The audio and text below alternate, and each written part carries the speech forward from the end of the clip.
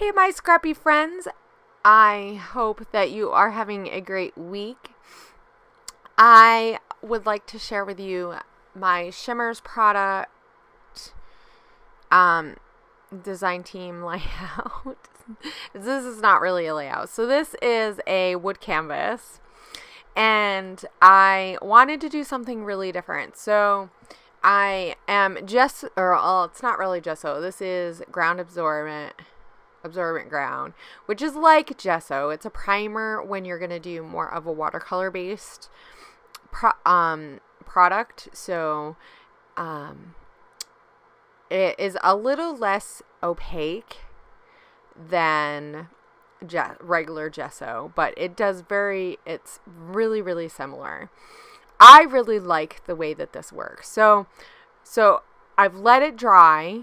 And so now I'm taking my shimmer spray, and you can see all the different sprays.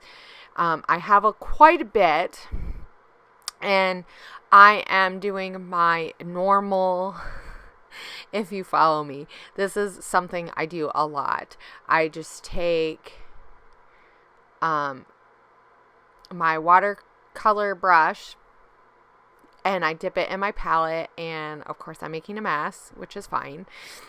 Right, and I let it splatter. So I do different things. Sometimes I let it really hang up from up high and let big splatters, and then sometimes I shake it closer to whatever I'm doing. And in this case, it's wood. Now, I am not really sure exactly how this is gonna work because I've never used a wood background canvas before. And wood is really absorbent. So even though I added the gesso, actually, I probably could have added an extra layer of the absorbent ground to really get it saturated. But I really wanted this wood. It's like a really light ash wood. And this is a canvas from Jellybean Soup. So I'll make sure that I link to them below too, because I got this from a prize box from them. And I was so excited because this is something like really fun. So now I'm just taking a different color. I believe the color that I am using right there was I think it was the Velveteen Green maybe, but it might have been a different one. This is the Pink Moscato. So this is one of the new ones, the new vibes. So I used some vibes and some colorings, and this is my typical watercolory technique that I do a lot. So if you follow me, you've seen this technique on paper, but it looks a little different on wood, and I imagine it would look a little different even on a regular canvas. The thing that I really tried hard with this is to let certain of the layers dry before I put down some stuff. So I decided to use a little of this Good as Gold. I think that's the one that I used. I could have used a little bit of the Minor 49er, but I'm pretty sure that was the Good as Gold inklings, and it's a really gold inkling with a little bit of a yellow tinge to the liquid that they have on the inside. So it's really gold and it's really fun, and I just kind of plopped it on there. So when it dried, it actually was a lot more, there was more to it than just like watercolor. And then you just seen me add some white acrytones, and acrytones is acrylic paint with a primer in it. So I just splattered it on, but I wish I had just thinned it down with some like airbrush thinner or something like that, because I don't know, it just kind of got a little goopy, but it's okay. So the next layer that I want to do, this is all dry. I added some of that it's a silvery pink washi tape. And so now I also have this bottle. This is a fine line bottle that has, it's from Jane Davenport, but not that it really matters because you could get any probably. And then from other craft stores have like a fine line bottle too. And I used I mixed the tartar with in the navy, and then I added just a very little teeny tiny bit of like a teal, one of the teal colors. I want to say it was Jellybean Blue from Shimmerz, some of that, and I watered it down a little bit. Then I also went in and I added some Golden's Airbrush Medium, and that is just, it's a paint thinner. So when you have acrylic paint, if I were just to add water to it, there is a chance that it could very well separate on me, and because I'm gonna draw with it and fine line bottle, I really don't want it separating at all. I don't want it lifting up from my canvases. So I try to be aware of what I'm putting on what. So this next step that you see me do is some more collage type stuff.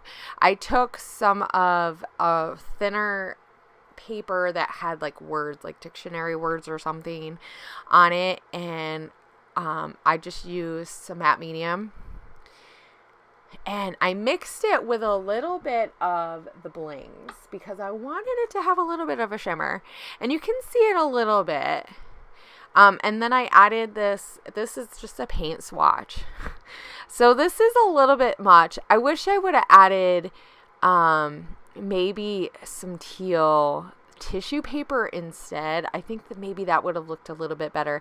And I feel like that paint swatch paper is so thick that it wanted to kind of lift up from, and maybe it has to do with the brush that I used. Maybe if I would have had like a sponge brush to put that on or something, maybe that would have worked a little bit better. But I wanted to have some paper layers on top of this. I kind of want it to have that feel of like an art journal on a canvas. So, this is getting messy, right? And I'm having so much fun. This was a lot of fun to do. It was a way different than doing an art journal, that's for sure. But it was fun. I learned a lot, I guess, really from doing this.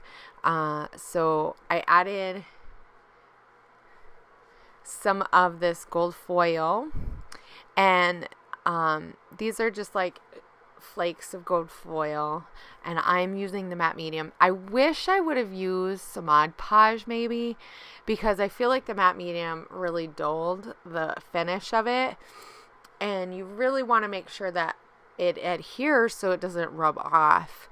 And it was kind of hard. I wish I would have pulled out maybe some of my tweezers or something.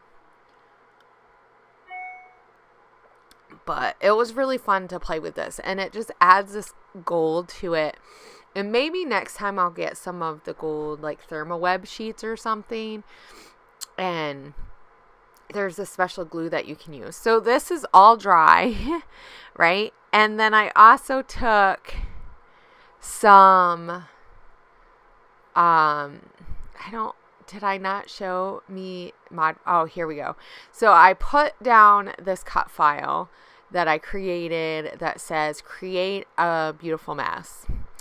And it's really hard to see because I used a pattern paper from the Cocoa Vanilla collection from, Cocoa Vanilla Studios. It's the Bohemian Dreams, which it's gorgeous, and it has lots of fun colors that are somewhat similar, but I didn't add that much of the color pink that was in there.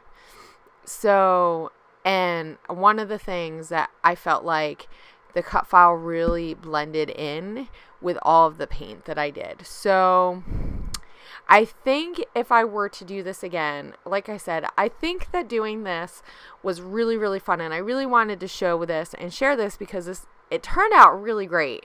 But I feel like a lot of it was still a learning process because I had never used a wood background before. And so I think I would have, of course my head is getting in the way there. I would have used just a plain, a plain color paper, or a pattern paper that had a really, really, really simple pattern that almost read as a regular pattern, if that makes sense. And I think I would have stuck, like I said, with a paper that pretty much had one color. And I think that would have helped a lot with this. One of the other things is that I added those gold doilies they're like a foil. And I'm going to be building some clusters on those as this gets going, because I am first a paper scrapbooker and then an art journalist, and kind of branching out into these other artsy things. I did add a little bit of the Mod Podge to that chipboard piece. It says unique. So it's going to read, create a unique, beautiful mess. And so here are the other pieces. I just put everything that I thought I was going to use. So I add some flowers from the Bohemian collection. And I'm also adding some jewels from Maggie Holmes from a couple collections ago. What else am I adding? I also went through and did something. Did I add it yet? I think I did. I went in with a charcoal pencil, or maybe I'll do it later, with a charcoal pencil, and I drew some more triangles and stuff, because I did the triangles with the fine liner paint. So yeah. So right now I am pretty much just using regular glue. I think it would have been nicer to use maybe like a tacky glue, but that's okay because I don't have any. So if any of this starts coming up, I think that's what I'm going to go and get, some tacky glue, and just adhere it to that. But I kept it really simple, but like I didn't add a whole lot to the layers, even though it might look like it. I did die cut that scissors with some Maggie Holmes. Those colors matched a lot closer to the colors that I used. So like I said, I am layering some stuff. That's a chipboard piece. There's another triangle, and it says something else on it, but I just pretty much covered most of it up. I just wanted the triangle shape to show, or part of it at least, so your eye thought that it looked like a triangle. And I added that acetate piece from, it's like a clothespin. Even though you can't really see much of it, I just kind of wanted it more for the texture, because it was a different texture. But I really love how this turned out. So one of the things that I don't think I really show you guys too much, I think I go in and show you a little bit of me outlining some of the stuff. Yeah. So this is just a charcoal pencil. And I believe the one that I'm using is the hard nib. Not that I think it really is that much of a difference. So I'm outlining all of the letters because it's really hard to see, but I was trying to be really careful. So I would have used the fine line bottle, but from the time that I used it the last time to when I was doing this part of it, it clogged up on me really bad. So one thing I would suggest, if you have the fine line bottles and you're not, is to every time you go in your craft room or anytime you really think about it, is to just go in and squeeze it so that it lets some air through, and then you can tell if it's starting to clog up. One of the things that I noticed with the acrytones compared to some other different kinds of acrylic paints, because it has a primer in it, I find that it can easily clog up little holes. So you just want to watch out for it. Because it has a paint thinner in it, it's definitely thinned out paint. So it's just simple, and later on I was able to unclog it, and then I just went back through and I actually used a little bit of some other color paint markers, and then I went back over with that fine line bottle that had the acrytones, the navy, and the the black together. And when I did that, that's when it really popped, because it really needed that dark color, but it needed such a fine line that like a paint marker or, you know, the Faber-Castell paint markers just really didn't work. So you can kind of see a little bit of what I did here, though this isn't really much of it with the paint markers or anything. This is before I did all that. I did that after I took pictures, because I took pictures and it turned out really nice. But it's been so dark lately that it just wasn't showing up in my pictures the way that I felt like you could see it in real life. So then later on I went through and I did kind of fix it a little bit, but this turned out so beautiful. So don't forget to go and check out the blog post that I wrote for this, because then you can have links to all of the products that I used. I used a ton of stuff, a ton of different sprays and acrytones, and so there's so many different ways that you can use these products and get amazing results. So I hope I see you guys later, and have a great day.